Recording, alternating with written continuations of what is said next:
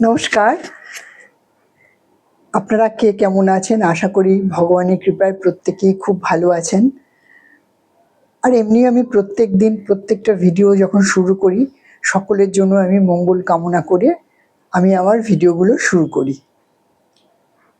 সকলের মনে সুখ শান্তি বিরাজিত হোক। একমাত্র জীবনে আমাদের যদি আত্মার সাথে কিছু যায়, সেটা হচ্ছে আমাদের সুখ আর শান্তি। সেটাই যাবে আমাদের, আর সব আমরা এখানেই ফেলে রেখে যাব। রাগ, দুঃখ, হতাশা, ওপারে আর এসব নেই, জানেন তো, যা আছে এপারে। কিন্তু তাই বলে তো এই সময়টাও আমাদের পার করতে হবে, তাই না? আজকে বলবো যে মহাজনের ঋণ আর শোধ হয় না। বংশ পরস্পরায় মহাজনের কাছে খাটতে খাটতে লেবার যারা আর কি, তাদের ঋণ আর তারা শেষ করতে পারে না। নিয়েছিল 1 টাকা, দিয়েছে 1000 টাকা ফেরত। সেই 1 টাকা সুদের ওপর সুদ, তার উপরে সুদ, তার উপরে সুদ। আমরা এই গল্পটা অনেকেই জানি। গ্রামগঞ্জে যারা মহাজনরা যারা টাকা সুদে ধার দেয়, তারপর সেই টাকা শোধ হয়ে যাওয়ার পরেও তার উপরে সুদ, তার উপরে সুদ, মহাজনের সুদ কখনো কেউ আজ অব্দি শোধ করতে পারেনি। মহাজন এক ভীষণ বস্তু। আমাদের সম্পর্কের ক্ষেত্রেও আমরা এটা অনেক ক্ষেত্রেই, বেশিরভাগ ক্ষেত্রেই দেখেছি যে 1 টাকা হয়তো নিয়েছিলাম, 1000 টাকা ফেরত দিয়েছি, কিন্তু মহাজনের ঋণ আর শোধ হয় না। সেটা বাবা মা ছেলে মেয়েকে যখন অনেক টাকা পয়সা খরচ করে পড়ায়, সারা জীবন খোটা দেবে, তোমার পিছনে অনেক খরচ হয়ে গেছে, তোমার পিছনে অনেক খরচ হয়ে গেছে, তোমাকে অনেক পড়াশুনো করানোর পেছনে আমাদের অনেক অবদান আছে। যেন সেই মহাজনের, আমার কিন্তু জানেন তো, আমার মনে হয় যেন মহাজনের আর ঋণ শোধ করা যাচ্ছে না। আবার ধরুন কন্যাকে বিবাহ দেওয়া হয়েছে, অনেক খরচ হয়েছে, ওর বিয়েতে অনেক টাকা খরচ করেছি, আর কিচ্ছু করতে পারবো না আমরা, যেন সেক্ষেত্রেও তাই, পুত্রের ক্ষেত্রে বা কন্যার ক্ষেত্রে। এটাতে গেল কম বয়সের কথা। তারপরে আসছি মধ্যবয়স্কে, যখন আমাদের সংসার ধর্ম হয়, হাজব্যান্ড বা ওয়াইফ দুজনের ক্ষেত্রেই বলছি, কোনো একজনকে আমি টার্গেট করে বা পয়েন্ট করে বলছি না। তার কারণ কখনোই তো এরকম করে আমরা তালি করতে পারবো না, আমাদের দুটো হাতই লাগবে তালি বাজবার জন্য। তো কম আর বেশি লাগবেই সেটা। কোনো কারণে হয়তো কেউ ভালোবেসে কাউকে বিয়ে করেছে, বা ধরুন সম্বন্ধ করে বিয়ে হয়েছে, সম্বন্ধ করে বিয়ে হওয়ার পর এই আমার মা তোমাকে পছন্দ করেছিল, হ্যাঁ আমার অতটা পছন্দ ছিল না, আমি আমার কলেজের একটা বান্ধবী, তাকে আমি ভীষণ পছন্দ করতাম, শুধু মায়ের কথা রাখার জন্য তোমাকে আমি বিয়ে করেছি, আমি তোকে ধন্য করেছি। বা কেউ ধরুন ভালোবেসে খুব প্রেম জেগেছিল, সেই অবস্থায় বিবাহ হয়েছে, অনেকটা দিন পর কোনো কারণে হয়তো খোটামুটি হয়েছে কোনো বিষয় নিয়ে, তোমাকে বিয়ে করে আমি খুব ভুল করেছি, তখন যদি আমি আমার বাবা মার কথা শুনতাম, তাহলে তোমাকে আমাকে ঝেলতে হতো না। সম্পর্কের পতন ঠিক ওই দিন থেকে শুরু হয়ে গেল। যে আপনাকে প্রেমময় চোখে দেখত, যার কাছে আপনি সব ছিলেন, সেই দিন সেই মুহূর্ত থেকে আপনি জানেনও না কখন আপনি মহাজন হয়ে গেছেন, আর সে তাকে যে এই মহাজনের ঋণ আমাকে শোধ করতে হবে, ইচ অ্যান্ড এভরি ডে সেইভাবে আপনি যা পরিষেবা পেয়েছেন, প্রত্যেকটা দিন আপনি জানবেন যে আপনাকে মহাজন ভেবেছে এবং আপনার ঋণ শোধ করার জন্য আপ্রাণ চেষ্টা করেছে।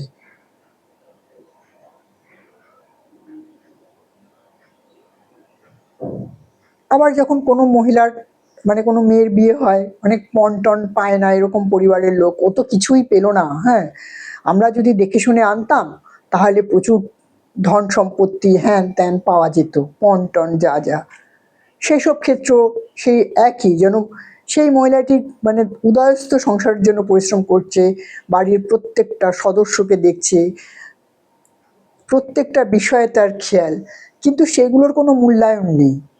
কি না কাকে, অন্য একজন কাউকে যদি ওই পরিবারে আনা হতো, তাহলে অনেক ধন সম্পত্তি পণের মাধ্যমে তাদের পরিবারে আসতো। বা একটা সার্টেন এজের পরে, এই যে ধরুন ওই যে বলল যে আপনি শুনলেন যে আপনাকে বলা হলো যে আমি ভুল করেছি তোমাকে পছন্দ করে, আমি আমার বাবা মার পছন্দসই কাউকে বিয়ে করলে আমি অনেক সুখী হতাম। বা ধরুন রূপ সংক্রান্ত, হয়তো কোনো মেয়ে একটু কালো বা কোনো মেয়ে একটু অতটা দেখতে ভালো না, তাকে প্রত্যেক দিন বলা যে তোমার এই জায়গাটা ভালো না, তোমার ওই জায়গাটা ভালো না। বা সে একটা মোটামুটি এডুকেটেড, কে কোথায় পিএইচডি করছে তার পেছনে তার কথা আপনি আপনার পার্টনারকে বলছেন, ও পিএইচডি করেছে, ও ভালো কবিতা লেখে। প্রত্যেকের জীবনে প্রত্যেকটা মানুষ যদি কোনো মহিলা, প্রত্যেকটা মহিলা যদি ভাবে শাহরুখ খান বা সালমান খান বা আমির খান তাদের হাজব্যান্ড হবে, বা প্রত্যেকটি ছেলে যদি বলে ঐশ্বরিয়া, মাধুরী, হেমা মালিনী যেমন তেমন তাদের ওয়াইফ হবে, বাস্তব ক্ষেত্রে তো এটা হয় না।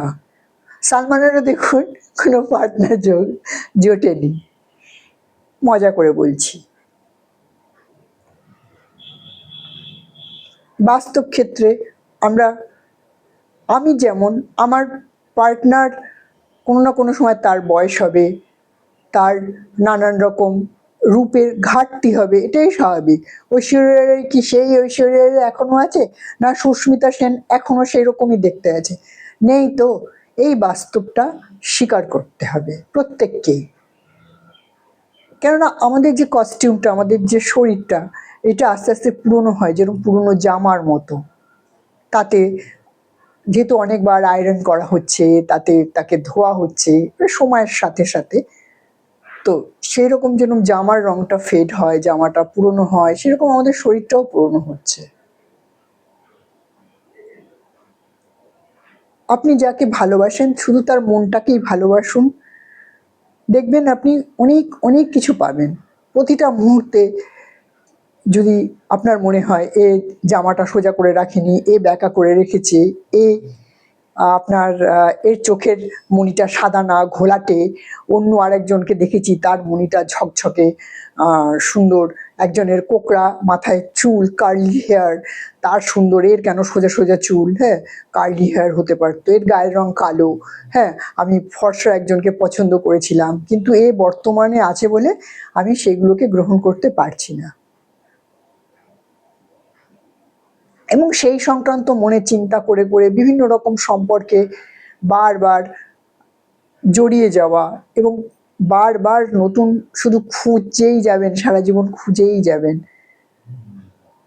একটা মানুষের মধ্যে সে কবিতা লিখবে, সে গান গাইবে, সে বই লিখবে, সে পিএইচডি করবে, সে ঐশ্বরিয়ার মতো সুন্দর হবে বা সুস্মিতার মতো সুন্দরী হবে,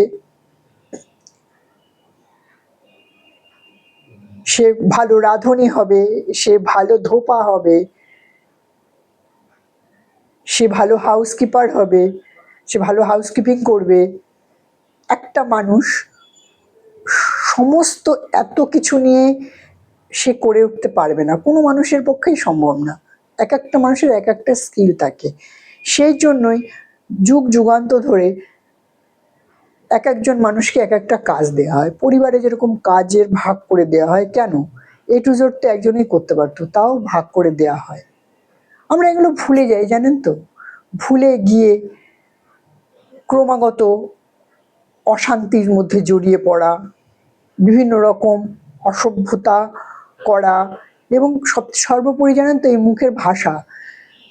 আপনি একটা এমন অনেক হয়তো আপনি দোষ করেছেন, আপনি ক্ষমা পেয়ে গেছেন, তাতে আপনি ভাবছেন আমি তো অনেক কিছু বলেছি, আমি পার পেয়ে গেছি, আজকে এমন কি বললাম সামান্য কথা, তাতে এত রিয়াকশন।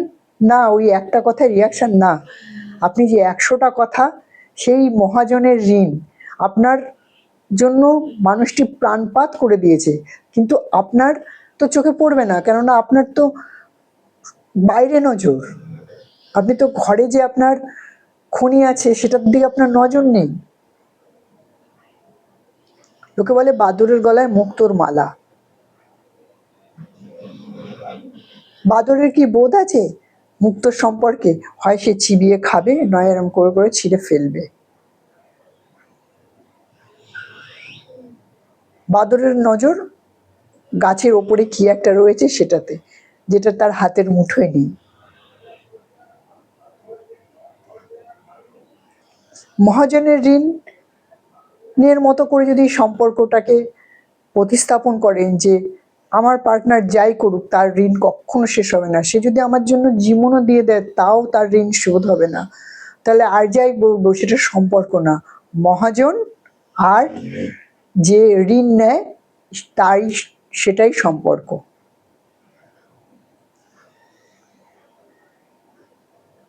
1 টাকা নিয়েছিল, 100 টাকা দিয়েছে, 100 টাকা দেওয়ার পরেও শোধ হয়নি, 1000 টাকা দিয়েছে তাতেও শোধ হয়নি, লাখ দিল তাও সেই দেনা শোধ হয়নি। এখন নাকি বংশ পরম্পরায় সেই দেনা শোধ করতে হবে।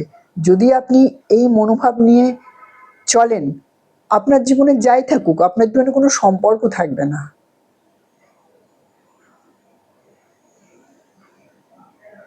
আপনার ডাক শুনে কেউ এলেও চলে যাবে। কেন কোনো মানুষই দাসত্ব স্বীকার করে আর যাই হোক সম্পর্ক হয় না দুটো মানুষের।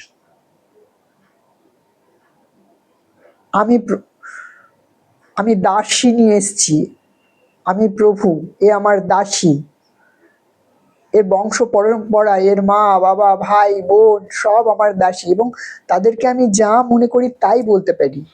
তাদের পার্সোনাল কথা টেনে এনেও আমি তাকে বলার আমার রাইট আছে, কেননা আমি প্রভু, আমার দাসীকে আমি যা খুশি তাই বলবো। যখন আপনি মহাজন প্রভু তখন আপনি কোনো সম্পর্কে নেই। মহাজন তো মহাজনই, মহাজনের সাথে ঋণ গ্রহীতার কোনো সম্পর্ক থাকে? থাকে না। একটু চিন্তা করে দেখবেন। ভালো থাকবেন। বন্ধুদের আবার বলছি পরম পিতার কৃপায় প্রত্যেকে প্রত্যেকের পরিবার নিয়ে খুব সুখে শান্তিতে ভালো থাকুন, সুখে থাকুন। আসছি আবার একটা অন্য ভিডিওতে, আবার দেখা হবে আপনাদের সাথে।